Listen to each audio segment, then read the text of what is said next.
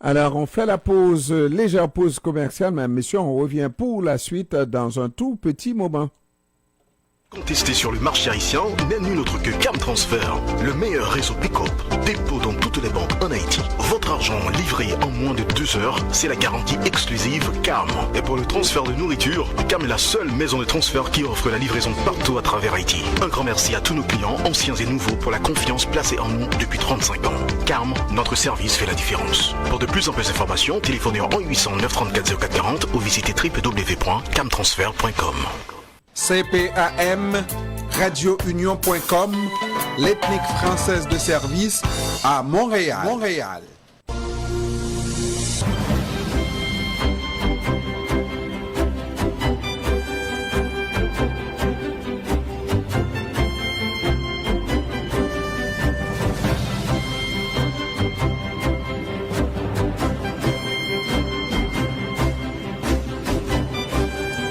Exactement 17h05, on est prêt à aller en entrevue avec Dr Marc-André Amiot. Alors, on l'a donc préenregistré il y a seulement quelques minutes.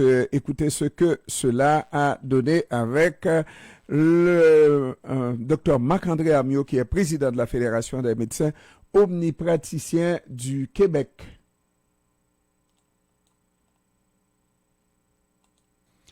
Alors, nous avons avec nous en ligne Dr Marc-André Amiot, qui est le président de la Fédération des médecins omnipraticiens du Québec. Bon après-midi, Dr Amiot.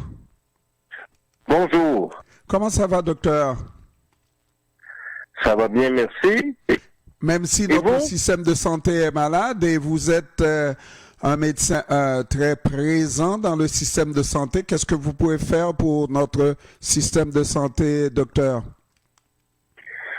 Bien, effectivement, le système de santé est mal en point. Il est mal en point, pas parce qu'il manque d'obligations et de coercition, comme on le voit dans le projet de loi 15. Là, il est mal en point parce que il manque de planification, il manque de vision. Il manque d'organisation, il manque de valorisation de la médecine familiale. Et dans ce contexte-là, on ne croit pas que le projet de loi actuel apporte des solutions concrètes. Nous, ce qu'on dit là comme solution qu'on peut apporter, ben, on a travaillé fort dans la dernière année pour tenter d'améliorer l'accès.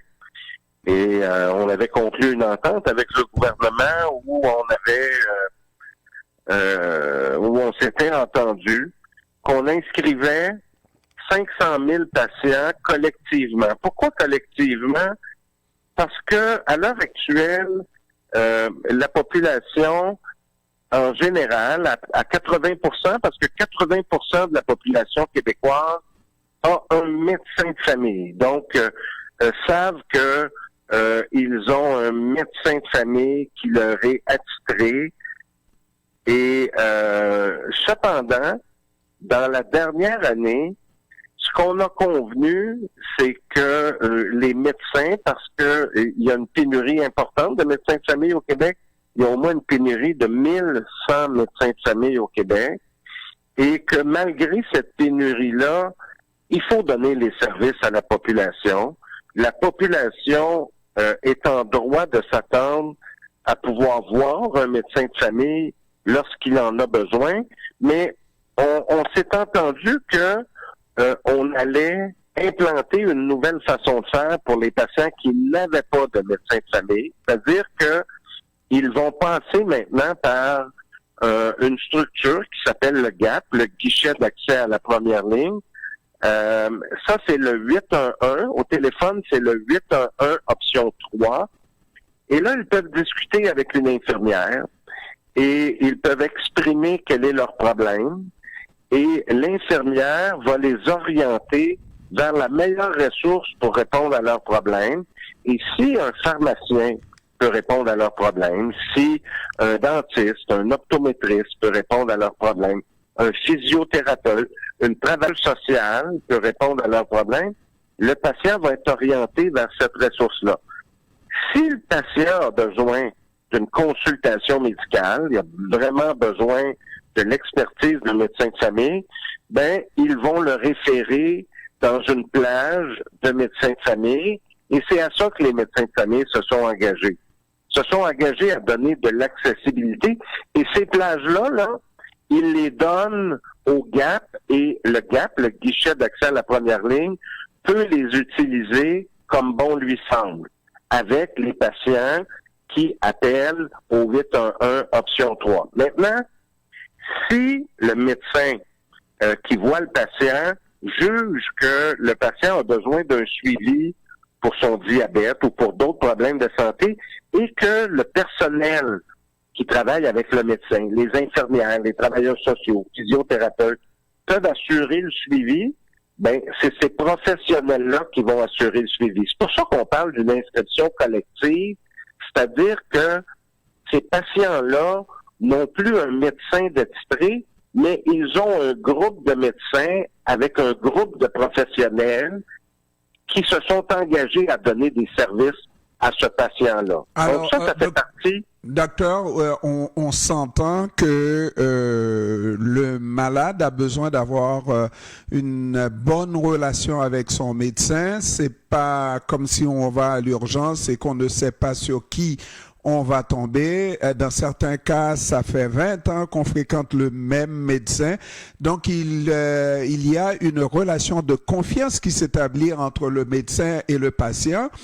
De compréhension et tout ce qu'on veut, de socialisation. Si on change le système de cette manière, il va certainement y avoir quelque chose qui va aller à l'encontre des besoins de ce patient d'avoir confiance dans son médecin.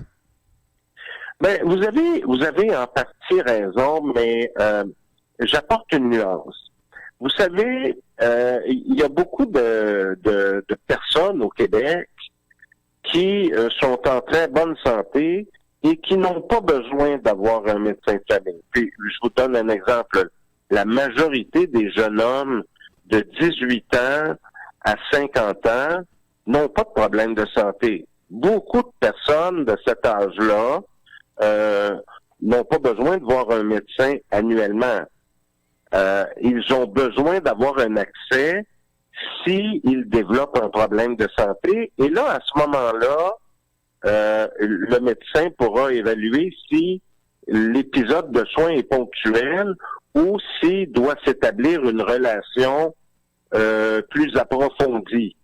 Et si cette relation plus approfondie doit se développer, ben il faut qu'elle reste encore, cette relation. Donc, ce à quoi vous faites référence, la relation patient-médecin, elle est encore importante. Et il y a beaucoup de patients encore quand même qui vont devoir avoir un médecin de famille. Alors, laissez-moi vous dire, parce que je me fais l'avocat du diable. Oui, bien sûr. L'avocat du diable des médecins omnipraticiens du Québec, quoi que vous en soyez le président.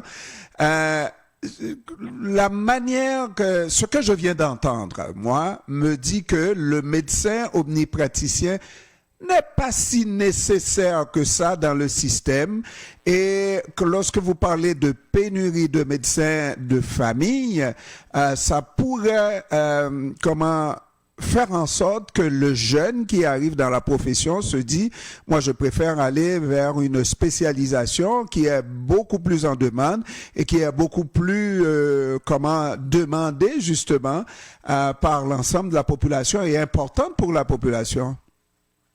Mais non, au contraire, le médecin de famille est extrêmement important pour la population, puis on le voit là, les gens en veulent un médecin de famille, mais si on avait 1100 médecins de famille de plus, on pourrait offrir un médecin de famille à tout le monde. Ce qu'on met en place à l'heure actuelle, c'est pour compenser la pénurie de médecins de famille. Alors, on essaie de réserver le médecin de famille pour les patients qui en ont le plus besoin.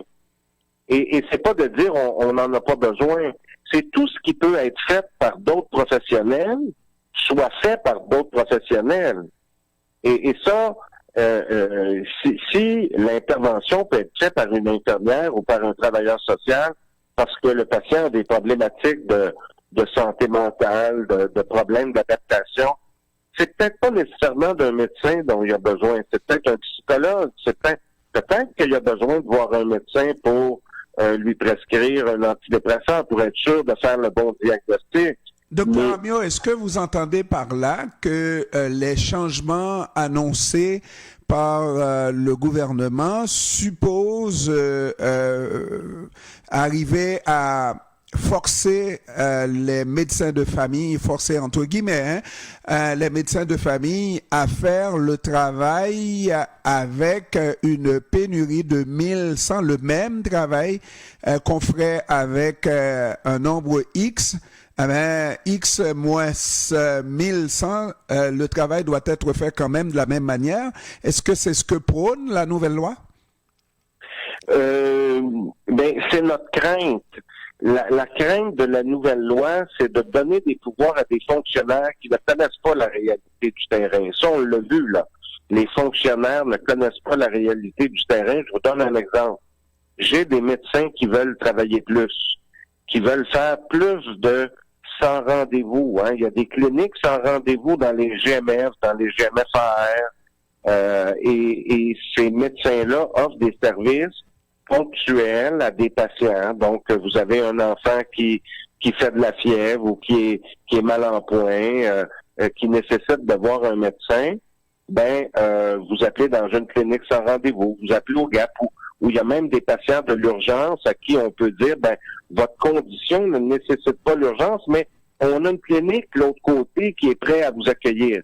Moi, j'ai des médecins qui sont prêts à travailler plus. Et savez-vous quoi?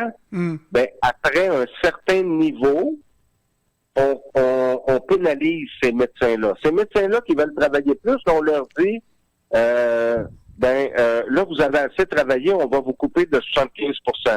C'est quand même particulier parce que normalement, quelqu'un qui travaille plus de 40 heures, on le paie au moins sa rémunération de base, souvent à temps et demi, parfois à temps double.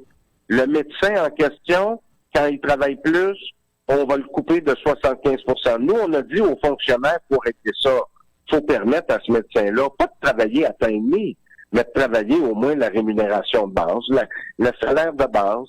Les fonctionnaires nous ont dit, non, on ne veut pas. Et ça ne s'explique pas du tout.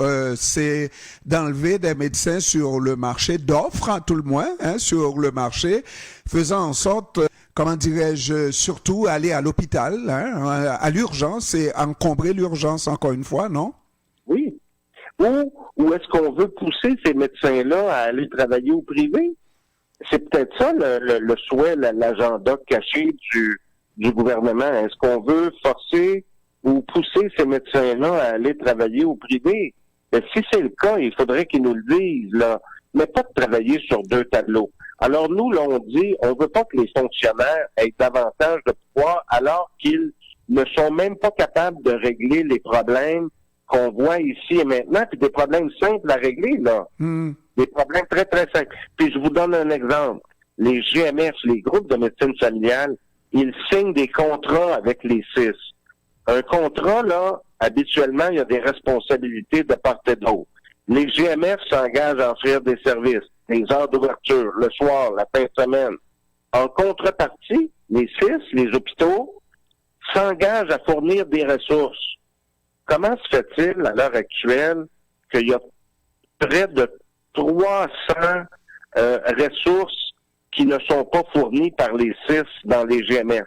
Ce que je vous dis, c'est que les CIS, les centres hospitaliers, ne respectent pas leur contrat, leur partie d'engagement. Pour moi, là, c'est significatif, ça.